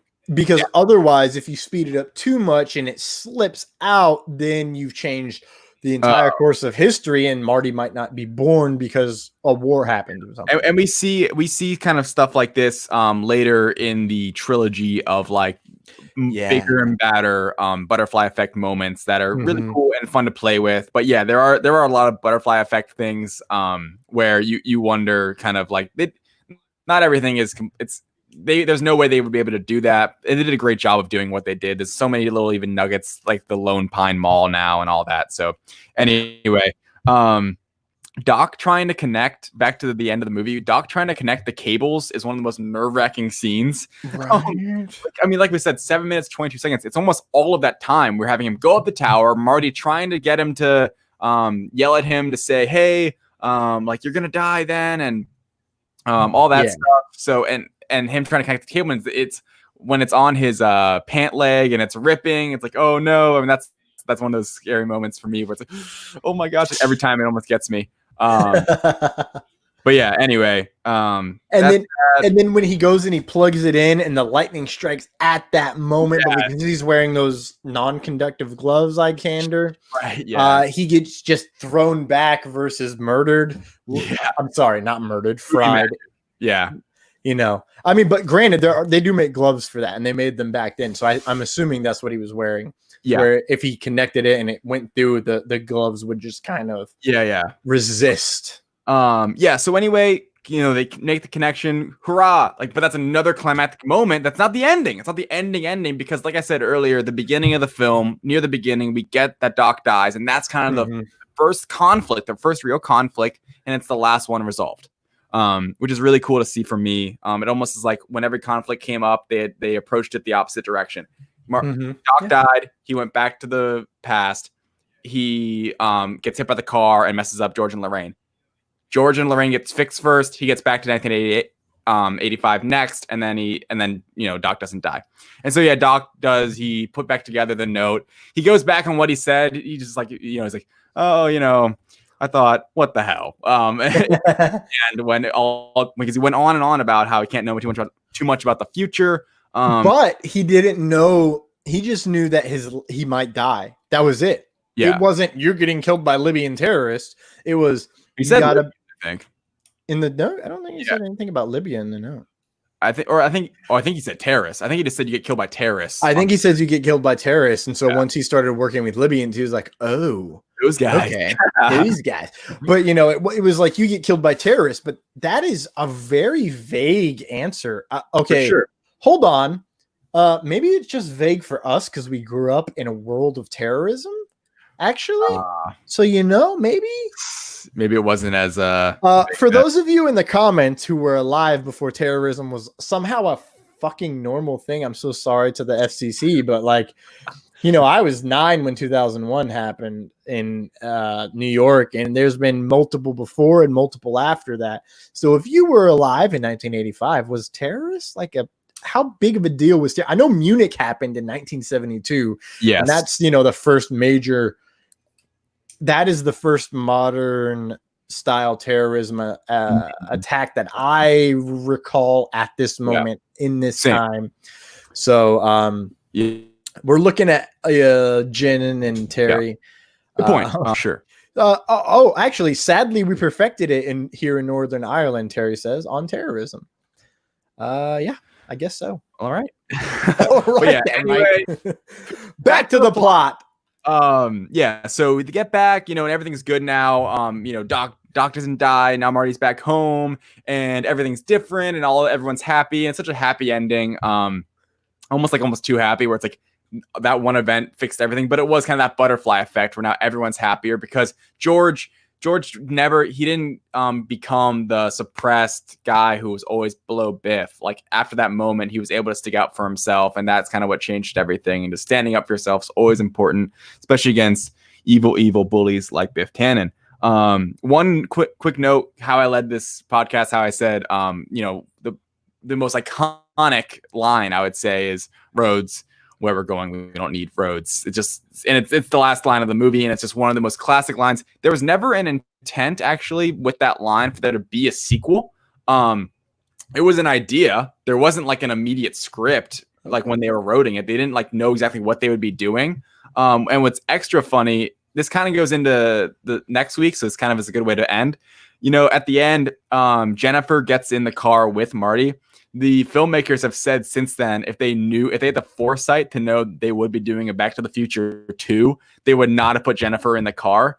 And you'll see kind of how they go around that in Back to the Future 2, because she's hardly in this film. And she's actually, I think someone mentioned in the comments earlier, she's recasted in the second one. Which is a bummer, because I love original Jennifer. Yeah, for sure. And they don't really look that much alike. When I was a kid, I didn't nothing alike. Yeah. I knew right away. I was like, that's not Jennifer. Hey, Jennifer, that's some bullshit there. Like, what have they been drinking, Dad? Yeah, so there's that. So yeah, and boom, off, and Back to the Future has concluded, and that is our first of the trilogy of the trilogies. You did that in 50 minutes, good sir. Oh yes, thank you. You are better at that than I am. But okay, so final thoughts on Back to the Future number 1. So you know, as I'm kind of drowning on here, but I will say it is one of my favorite movies of all time. Not all these. I think this kind of trilogy of, if any, is going to be kind of one that I'm going to be kind of, I don't know, leading the pack a bit with this, just because they're movies that I just adore. And there's movies that I know you like that I've probably never even seen, and all these different things that you know a lot more than I do, for sure. Yeah, exactly. And this is just one where it's one of these films where I've been watching since I was a kid. I love it. It's especially the first one. The first one's my favorite. I think it's that's a movie that's near perfect in a way. Like, there's nothing much I have to critique about it. And I'm not saying this is like a super fan of Back to the Future, like a big fan of it. Just that the pacing's great, the music's awesome, the characters are perfect. The plot is like weird enough where it makes it this unique. It's such a unique movie. The filmmaking's awesome. Like I said earlier, the DeLorean, Hill Valley, these are inanimate objects that are not real, that are characters. You know, and they're not casted human beings, but they're characters in these movies, and they're just things. The Time Machine and Hill Valley, they're just a location and a time machine. They are characters in these movies, which is awesome. And just great film, great way to start our trilogy of trilogies. I hope everyone enjoyed my kind of spiel going down it. I hope I commented on some pretty poignant points in the movie. If you guys haven't watched it yet, go check it out and come back next week for Back to the Future 2. What a word. My final thoughts on Back to the Future is I tried really hard not to watch the sequel this morning, because I was like, I need to shower. I need to get stuff done. Yeah. I'm excited for Back to the Future 2 because it's Back to the Future 2 that I don't remember the most about. Good. That makes that thing. I think you'll enjoy it more. Because I remember, here's what I remember. Biff somehow becomes powerful and rich. Right. Not somehow. I mean, like, I know the plot point why, but I don't remember the sequencing of events. I don't know how it happens, but you know what happens. Yes, exactly. Okay. And then I don't remember how it gets resolved in any way, shape, or form. Right. And then when it comes to the sequel setup, I just remember at the end of the movie, he gets a telegram from 1880, whatever year it is. Yeah. 1885. Yep. 1885. See, I didn't even know what year it was. And then the next movie is all in the West, which is wild and doesn't make any sense half the time. But I think the letter, but it's just a lot of fun. And I think it's the, you know, personally, like, my favorite Indiana Jones film is still the Indiana Jones and the Last Crusade. Yeah, that's it. Yeah. You know, it's my favorite, and I still don't know why. It might just be because of the dynamic between the characters. Yeah. You know it by that point, you know Indiana Jones well enough to be like, oh, okay, so he's actually no longer being cool, he's being crapped on by his dad. And then Back to the Future 3, Marty, if I remember recalling, is like, he's the one who's here and ready. He's the hero for sure. Whereas in the first one, Marty's there. He's our hero, but it's Doc Brown who saves the day. Where in the other way, it's kind of, if I'm recalling, it's a little flipped. Doc needs Marty to help save the day. Right. I like that. No future spoilers. I'm not going to say too much. Yeah. And I think that I do believe that is why it's my favorite. Because, that character becomes something that I can identify with. Oh, yeah. I want to be the hero. And then in, Last Crusade, I get crapped on by my family all the time. Right. We do see a big time. Just 1 through 3, we do see a big time arc for all these characters. Oh, yeah. And I think we're going to fact check in 2 weeks. I think the letter off the top of my head that's from 1885 next week is from September 7th. Just throwing it out there, chat.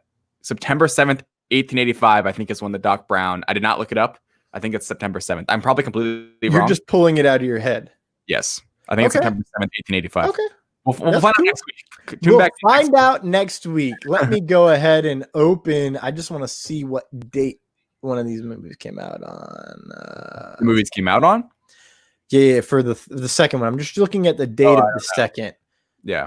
Okay. There it is at the top. Okay. That's the first. Okay. All right. Cool. None of those dates correlate in any way. So we'll see if it's September 7th. Yep. 971885. Mm-hmm. Yep. 9, 13, 4, 13 again, 4. Add in a 7. You get 11. That's 2 plus 9 is 11. 2. Okay, we'll see what happens. Sorry, I was doing numerological counts there. Okay. That is Back to the Future. We have made it. We were trying to keep this short, but when we talk about stuff we love, that doesn't happen. We're going to go ahead and just kind of wrap this show up.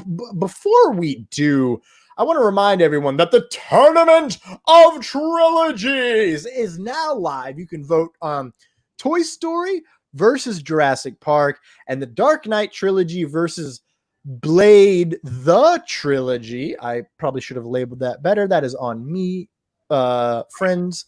But that is live now. We will announce the winners next week on our show, which as of this moment will be on July 4th. Question mark, David? I think so. I don't remember what we said. We planned for the week of the 4th. I just don't remember what the hell we planned. Yeah, me neither. We'll let you guys know. You guys follow us. So we'll head right into promotions. David, what do you have to promote this week? Yeah, so if you guys are into sports at all, I have another podcast called Double Down Debates. It's not a live show like this, but it is an audio podcast you can find on Apple Podcasts and Spotify, much like this podcast you can find on there as well. Yeah, Double Down Debates, a lot of NBA, some NFL coming up. So check that out. It's my other podcast if you're into sports. Double Down Debates on Apple Podcasts or Spotify. What about you, Thomas? I, good sir, have a lot to promote, and I just realized that we forgot to take a sponsor break today. And you know whose fault that is? It's my fault. It's my fault that I forgot to take a sponsor break. This Tuesday, June 30th at 7 p.m. Central Standard Time, so 8 p.m. Eastern Standard Time, myself, Ryan Permison, Gregory Lee, those two gentlemen are from Nerd Culture, and Christian Ingram, who is from the Power Rangers guy. We four will be watching Mighty Morphin Power Rangers, the movie, on its 25th anniversary of its release in theaters. That'll be live on my Facebook, Thomas Carter Rochester -actor. You'll get that in a minute. And my YouTube channel, Life of Thor, which you'll also get in a minute. We'll be going live, and we're also giving away one copy of Mighty Morphin Power Rangers, the movie from 1995, and one copy of Power Rangers from 2017, the reboot. All you got to do to enter is comment during the live broadcast what your favorite moment in the 1995 movie is. We'll tell you how to sync your version of the film with us. We're not allowed to display the movie, but we'll be commentarying.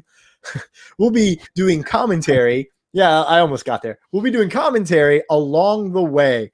I am a jerk, so now I have to add my second, promotion. And I apologize, folks, that I should have done this earlier at our break. but we'll just go to it right now. This is what is also my second promotion. Hello, I'm Thor, son of Dale, and I'm here to tell you about Reels and Heels. Oh, brother, you gotta pump it up a little bit. Saturday, July 4th, Reels and Heels will be joined by the effervescent, enigmatic Professor. And of course, your main event is yours truly, the Lord of Thunder, Thor, son of Dale. Ooh, yeah. And we will be discussing WWE's Attitude Era. Baby! Your impressions suck ass, and that's the bottom line because Dale's son said so. It doesn't matter what you think. July 4th. Be there or meet me in the square. The circle. So July 4th, one day from today at 2 p.m. Eastern Standard Time, I'll be on Reels and Heels. We'll be talking about WWE's Attitude Era or / WWF. So that is my promotion. David, where can everyone what were you going to say? No, nothing. Son of a okay. David, where can everyone find you on the interwebs? Yeah, you guys can find me at my name, David Thompson, on Facebook, David J. Thompson on TikTok and Instagram, and then David Thompson, 2 A's in the David on Twitter. Thomas, what about you? You can find me on Facebook at Thomas Carter Rochester -actor, on Instagram at Thomas Carter Rochester, all one word, no hyphens, no spaces. At Thor Son of Dale on TikTok. I'm going to be honest with you. I might be deleting TikTok. I learned some stuff about China data farming and stuff. So we'll see what happens there. I'll be here next week. But it is still there now. All 3 videos. On Twitter, you can find me at TC Rochester Act. That is TC Rochester ACT. And lastly, and certainly not leastly, but definitely alphabetically, you can find me on YouTube at Life of Thor. That you may not find that, but if you search Life of Thor, Thor Watches the Mandalorian, you'll definitely find my channel. And that is where both my Facebook page and my YouTube page will be, where we'll be live streaming with Nerd Culture's Ryan Permison and Gregory Lee and the Power Ranger guy himself, Christian Ingram, this Tuesday for the 25th anniversary of Power Rangers, the movie. And you can find our Twitter for this podcast at LTA Podcasting on Twitter. You can probably just look up Lights Thunder Action Podcast, or LTA Podcasting specifically is our handle on Twitter for this podcast. Yes. I'm glad you said that because I forgot. That is why we're a team. Yes. Thank you, Terry. Terry, in case you're wondering what it looks like, that is what it looks like right there. I almost, it took me a minute.